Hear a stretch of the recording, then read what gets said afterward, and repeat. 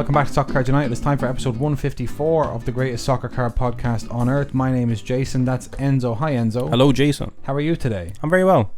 Very good. I cycled here. You cycled. It's a beautiful day. That's what I'm saying. One of these days I'm going to take, instead of just describing the weather, I'm going to take that camera and I'm going to point it out To the streets. Do you know what I'd love to do actually? What? I'd love to get my webcam there. Yeah. See this webcam here? I'll show you this webcam and put it on the windowsill so that when we start an episode I could click a button, show what's happening weather-wise. Do you know what would be good? What? For the podcast to start with me cycling into the garden. Like The Simpsons. That would be great, yeah. So Enzo's here. Podcast on. You run up I the come here stairs. and I just podcast. I don't even talk to you. I just go, let's podcast. I'm here to podcast today. I'm like, I'm not even going to say how's he doing. Well, we're going to London for the weekend for the London Card Show, so we'll have plenty of time to talk. Back again. Back again at that London Card Show. Back again. Let's get, so we're busy prepping for that. Of course, we were busy last weekend with KitCon era. We're busy boys. We're busy boys, so let's not dilly-dally. No time to waste. No time to lose. Hobby HQ this week. Okay. There's only one thing on people's mind this week. Yes, and it's the first of Panini's Select for the individual leagues and FIFA. The Select rollout. The Select rollout from Panini America began yesterday, the 19th, with 2022-23 Panini Select La Liga soccer trading card hobby boxes. Okay. Which dropped on PaniniAmerica.net at $430 a box. Oof. That's not cheap. 3 autos and or memorabilia cards per box, I believe, Jason. All sales final. Please allow 2 to 4 business days to process order. And it's quote unquote out of stock. Out of stock. They must have sold out of it. A lot of the World Cup products kind of sat for a bit. There was a large volume. Maybe the price was crazy, whatever. These have sold out and they look great. If I remember correctly, our friends over at Soccer Card HQ, I believe, did some quick maths and calculated that this may be the lowest hobby print run for soccer since 2019-20 Bundesliga Chrome. Wow. So let's have a look at some of the images that Panini present us with. So we have this one of Roro Riquelme, Atletico Madrid loanee at Girona this year. Okay. And he's very good. He's very good. He's very good, so watch out for him. He's a midfielder, so you know it's not going to be 20 goals a season, but he's very good. Robert Lewandowski for Barcelona. Mohamed Ali Cho, who I believe has been in and out of this Real Sociedad side with injury, but if he's fit we might see him in May. We're going to have such a busy May. Eduardo Camavinga Select autographs. Jeremy Pino stained glass insert. That's a case hit, is it? I presume so. Andres Guardado, he has loads of cards. See Joaquin retired. I did see Joaquin retired. 17 years or something at Betis, I think, in total. Crazy. Iago Aspas equalizers. He's scored a lot of equalizers in his time. Scored a lot of winners as well. Gonzalo Plata for Valladolid. It's also a checklist. No, it's not. Not quite. You were close. You were close, Jason. There's also a checklist. Why is there no checklist? There's just not. What is that? That's a steep price, but you tell me what you think while I look for a checklist. Kind of what? I mean, that's what I expected price-wise, to be honest. It could have been nicer, maybe. We've obviously seen it's a fairly stacked checklist that you can't see. Is it? The 101 Messi has been hit. Right. On release day, unfortunately, I think in the States. The Zidane situation, I'm sure you'll talk about that. I don't know, I'm looking forward to Serie A Select, that's all I can say. I want to see how much hype Cavaradona gets now that he is out of the Champions League, Jason. We'll get to that later on. Let's have a look and see. This is courtesy of Cardboard Connections, because Panini America can't be bothered to upload the bloody Excel file onto their own website. Select signatures set checklist. Again, the signature checklist is pretty small for this one. We presume it's going to be repeated over the other select 100%. things. So, Iker Muniain, Unai Simon, Gareth Bale, Jared Piqué, Rodrigo de Paul, Thiago, Ian Carrasco, Sergio Herrera, Roro Riquelme, Aubameyang for Barcelona, Thiago Motta for FC Barcelona. He's been rumoured as maybe the next PSG coach, Thiago Motta. doing a very good job at Bologna after doing a very good job at Spezia. Xavi, they go Forlan, Dimitrievski. David De Gea is there for Atletico Madrid, but he is a redemption at the moment. Okay. Rodrigo and Vinicius are there for Real Madrid. Ricardo Carvalho for Real Madrid. Legend. Jason, I do think we need to point out that the smallness of the print run isn't a huge surprise if you're paying attention to news in the hobby space. Mainly, it's not necessarily if you're paying attention. If you're not thinking about it.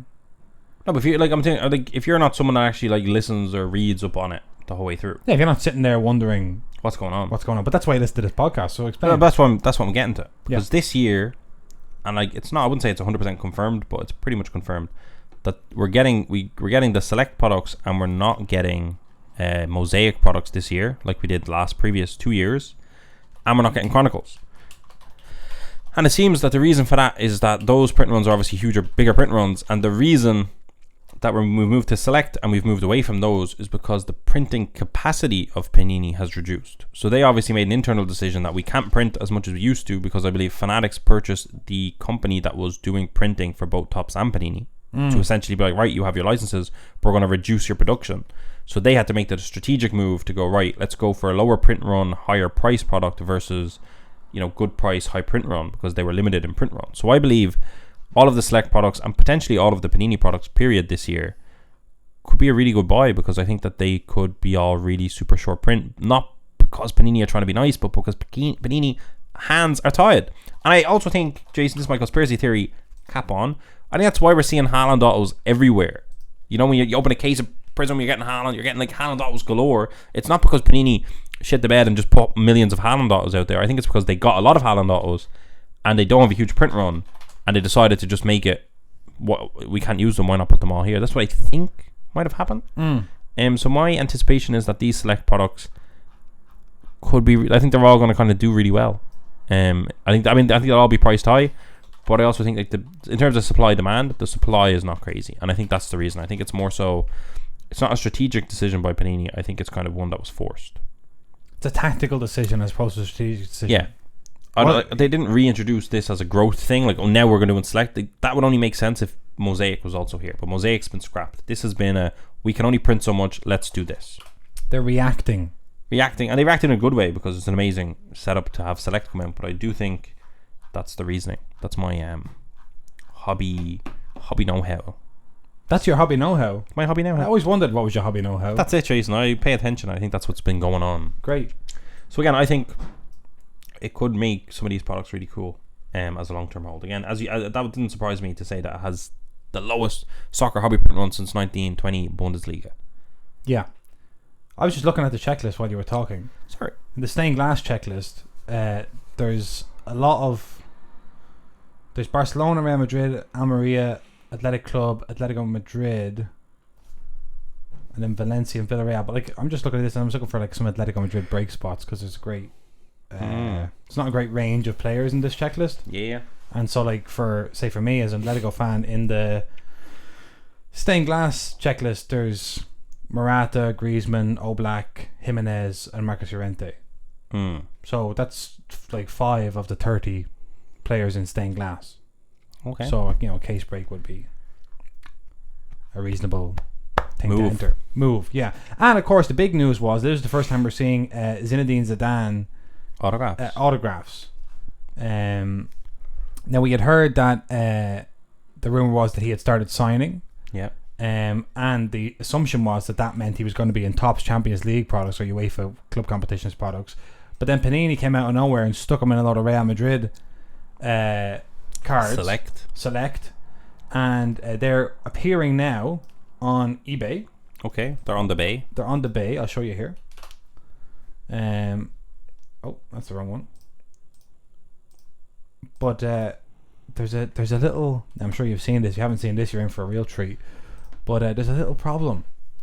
And that is that autograph, that Zinedine Zidane autograph, this listing, by the way, is a Silver Prism Select Auto, 14 bids up to $555. Because obviously we've never had... Select is so beautiful.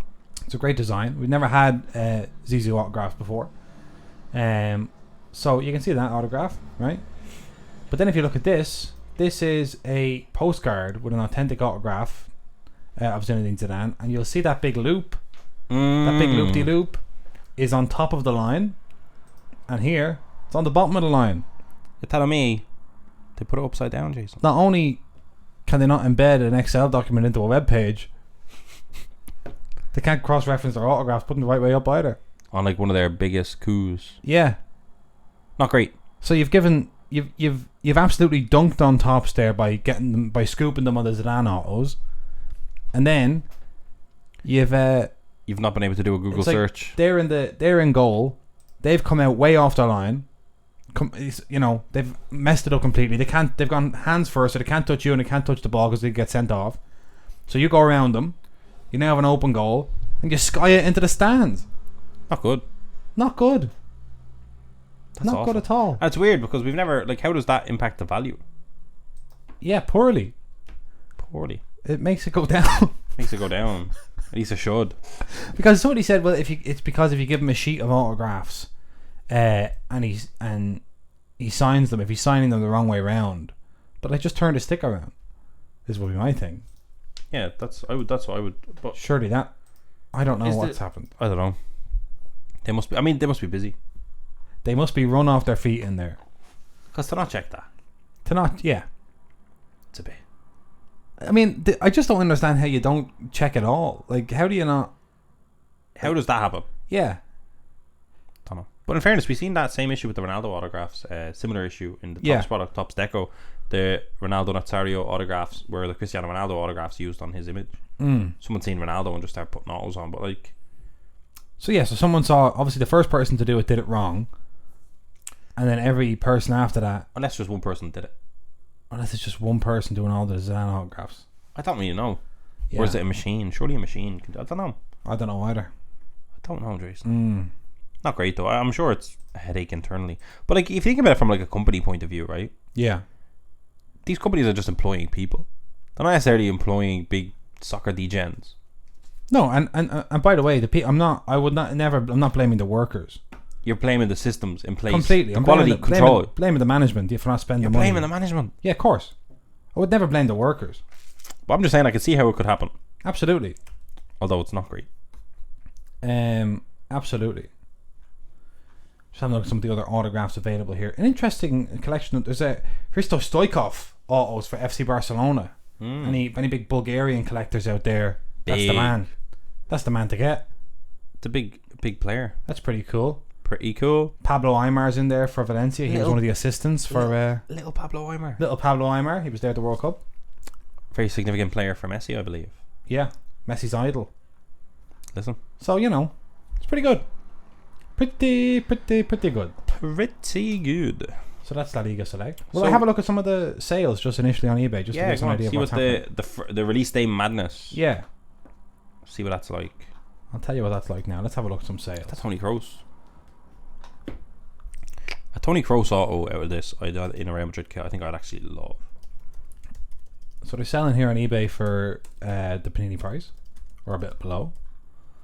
The 101 Gerard Piqué autograph, Barcelona, $750 sold. 101. Yeah. Now he's not done his own brand a lot of help in the last few years. No, maybe a Shakira fan bought that to cut it up or something. To spite him. Yeah. Not a lot of sales otherwise. I can only see boxes and then one Gerard Piqué autograph. So I don't know. I don't know what's going on there. I suppose it just came out, so how could there be? Well, they've been breaking it in Asia for a couple of days. You've seen that. They have their own eBay. You know the thing with it, they have their own eBay. Yeah, but well, different countries there have their own eBay. Not just Asians have their own eBay. Yeah, come on. What do you mean? Come on, you said it. Come on, Jason. Come on, Jason. That's. Don't just deflect it back to me. I'm calling you out. That is terrible. Jason, come on, have a bit of respect for God's Grow up. sake. Yeah. Right, we have our. So that's all I have for Hobby HQ. That basically La Liga Select came out and is wilding. And is wilding, and there's, Yeah, nothing else has dropped. I don't think so. Not that we know of. Not that we know of. Not that a couple of guys like us. No, but we're in fairness. In fairness, what? In fairness, stuff could have happened. We've been busy. We have been busy. I'm actually just getting lost in some. What are you doing over there? Panini stuff. Okay. Just looking for some autographs. Right. Don't want to give away what I'm looking at because I'm enjoying it. Is it Toni Kroos autographs in the Real Madrid kit? It was, and now it's not. Okay. Well, do you want to come over for your football week? Do you want to come back to us? I'm back. Because we have our UEFA Champions League semi-finalists. And I want to start on the one that you're not involved in, and then we can move into the one you're involved in. So our first semi-final for the Champions League in 22-23 is going to be Manchester City, the new elite, the best team on paper for the last number of years in Europe, versus Real Madrid, the reigning champions, the all-time Champions League winners. How does it feel saying that about Real Madrid? Feels fine. They're big rivals. Rodrigo, who's on the La Liga Select checklist.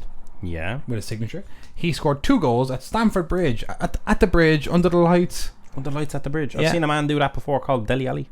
There you go. Frankie Lampard in the dugout, powerless. Todd Bowley in the stands, powerless. Frank Lampard having a nightmare, but it's not his fault. Not his fault. Famously. It was 2-0 to Real Madrid on the night. Carlo Ancelotti done it again. And they breezed past Chelsea, where they're going to play Manchester City in the semi-finals. City, on the other hand, went to Bavaria to protect their 3-0 lead. And Haaland scored 1 goal. Should have scored 2 goals. Missed a penalty. That was bad. Everyone missed it. It's okay. No, that was not unacceptable. Even Ivan Toney misses a penalty from time to time. We found out. Upamecano had a nightmare. Another one. There was a penalty given that should not have been given. Yeah. That's all I can say. Okay. It was another sad night for Bayern, but I read an article this morning about Bayern starting to kind of fall out of the European elite, and that, you know, this was like a kind of a demonstration that it's a real changing of the guard, and it's, you know, and that the only Champions League Bayern have won in the last 10 years was during the pandemic and all that, but the only Champions League City have ever won is none. Never. So, like, I mean, is it the changing of the guard, or is it just oil money? I would just say, if you're writing about football and the column of your article is, will Bayern Munich be okay? The answer is yes. Yeah, they'll be fine. Don't worry about it. Don't, like, they got to the Champions League quarterfinal with Choupo-Moting as their striker. It was like 17 goals this year. They just lost Lewandowski, and they didn't want to lose him, and they missed out on getting Haaland. So don't worry about Bayern. I think they're going to be okay. I think they'll be fine. So that's City and Real Madrid, both of whom will be absolutely snapping, because I'd much prefer to see each other in the final. But instead, they're going to see whoever wins the Derby della Madonnina between Inter and Milan in the semi-final. Guess what I done? I don't know. Yesterday, took out my OneFootball app. Yeah. I said, when is this game taking place? Yeah. The Milan home leg, of course. And it's the first time. Which is in the same place as the away leg. Yeah, but it's, if you want to be in the Milan fan in the stadium, you'd rather be during the home leg, because it's all red and black. Yeah.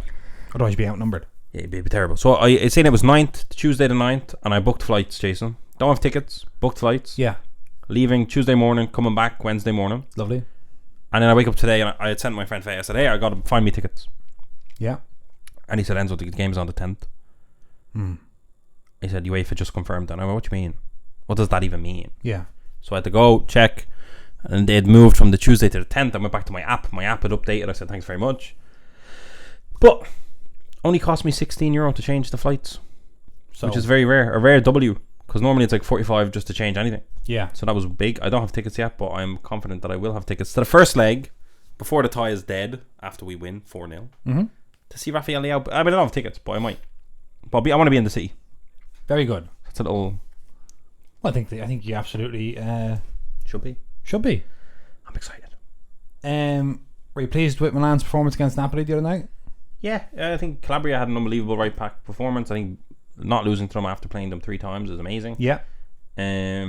Rafael Leao on the break, that was the whole plan. He did an amazing job. I can't believe how smoothly he laid off the pass. Giroud missed the penalty and then missed a big chance, so I'm delighted that he got his goal. Napoli were wasteful as well. They could have won. Definitely could have won. Kvaradona, the amount of times he was doubled up on the wing, and he somehow got through the 2 people so many times. He's very, very silky, but delighted to get through it, and it's just a crazy game that's going to be this semi-final. It's going to be absolutely mental. One of the Milan sides are going to Istanbul. Yes. Here's a stat for you. Like, the City's going to be crazy.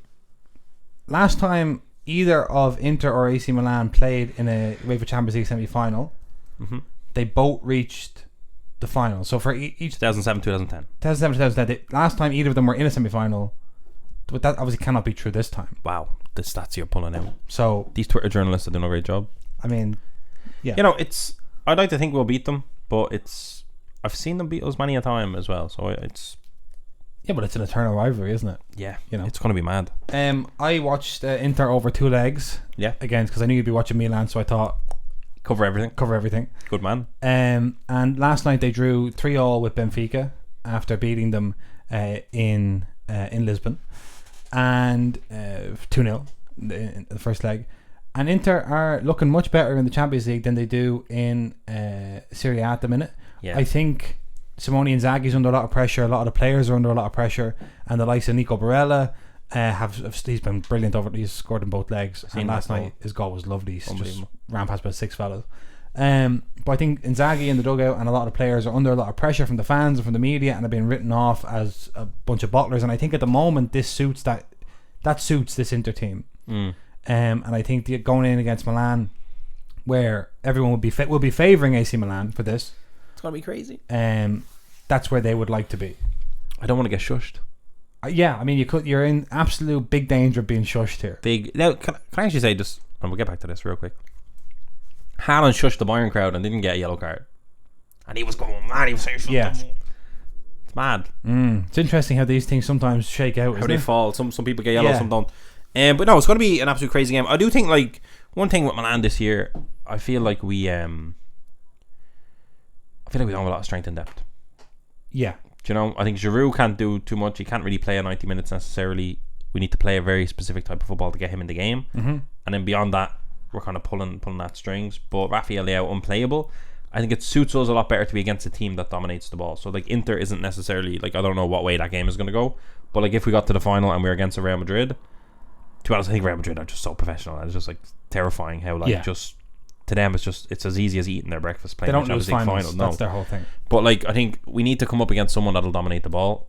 Man City versus us in the final, I would love that, because I do think we could really get at their defense with Leao. Yeah. He's the best player. I think that Inter and Milan, like, they're both it's going to be like pure mind games, and also like psychologically on the pitch. Both teams would rather kind of be classically Milanese about it, would rather sit back, defend, break. Nobody wants to be the one to have to impose themselves on the game. Looking at a few recent results, on the 5th of February this year, Inter beat Milan 1-0. In the Super Cup, which was in Saudi Arabia in January, Inter won 3-0. But in the first league game of this season, Milan won 3-2. But not a great record against Inter recently. No, that's what I'm saying. Yeah. Like, they should be the favourites realistically, because like, even at 3-2 they still scored 2. The other ones we didn't score. Like, it's not. But like, who cares? We don't lose Champions League European nights, Jason. Never lost to an Italian team in the Champions League. So that's it. We have the history. But I think it kind of, the first leg being in the San Siro as Milan as the home team, Jason. I know you like to joke.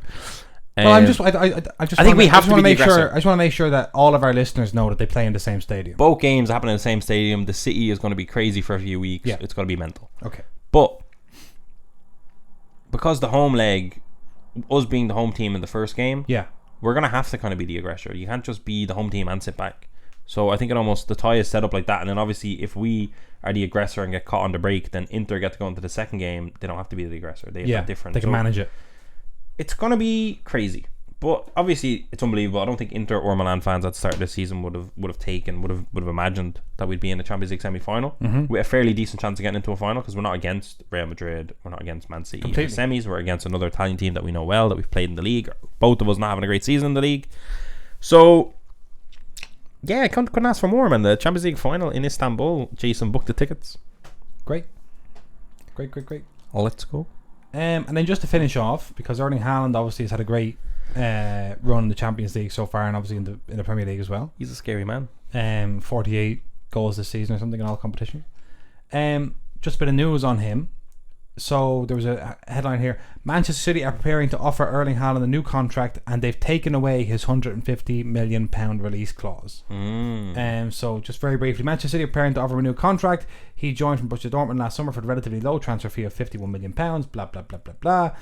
Now, the 22-year-old's contract also contained a clause that permitted him to leave for £150 million in the summer of 2024 at the end of his second season if a club met the terms and he wanted to move. However, that clause was specifically linked to Pep Guardiola's future and was cancelled when Pep extended to 2025. So Pep said, if I'm staying, Haaland's staying. And what I was wondering, Enzo, my personal opinion was, hobby-wise, it would be brilliant for Haaland to spend 2 years at City and then go somewhere else. So he doesn't become a cult figure at City? So he doesn't kind of become... So that he has enough time to forge another link with maybe a bigger team, maybe a bigger collector base. But the opposite way to say is that Haaland is such a big player in the hobby that he could bring a lot of hobbyists toward, which he has already done, towards Man City, and we could end up with him kind of single-handedly building the Manchester City collector base. I don't know. 100%. What do you think? And fan base. I think it's interesting. I think if he moved really fast away from City to somewhere like Real Madrid, for example, which is where people would probably tout him to go, like imagine he went to PSG, like that would be a disaster. Yeah.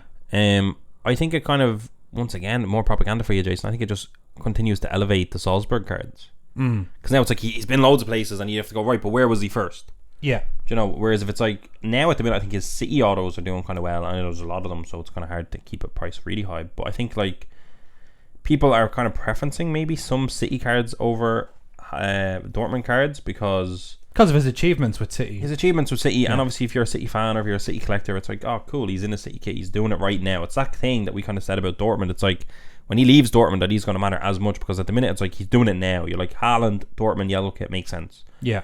But as time progresses, at some point you have to look back and go, where did he start his career? Various clubs he started his career. Where was his first card? What card was first depicted? And it's the 2019 Salzburg kit cards. Yes. So we obviously we're not. But if he moves to Real Madrid, I think it'd be good. But at the same time, it's actually really hard to do that, because if he moves to Real Madrid, the standard is so high. Yeah. It's like you need to do what Benzema does. You need to win the Champions League as well, like 4 times. Yeah. Otherwise, what are you? Like, compare him to Benzema, then it's like you're not really. What did you do? Yeah. So it's kind of tough. Yeah. But you could go anywhere. Could go to Milan. I tell you what. Well, you win the Champions League. Back at the top table. Big club, fan base, massive club. Because he'll see the red and black wave if he makes it to the final. He'll go, oh, do you know what? That's a fan. Those are fans. Yes, that's serious. He'll see the ultras going mad, and he'll say, I want a bit of that. And he wouldn't have to worry about getting racially abused like a lot of players that go to Italy.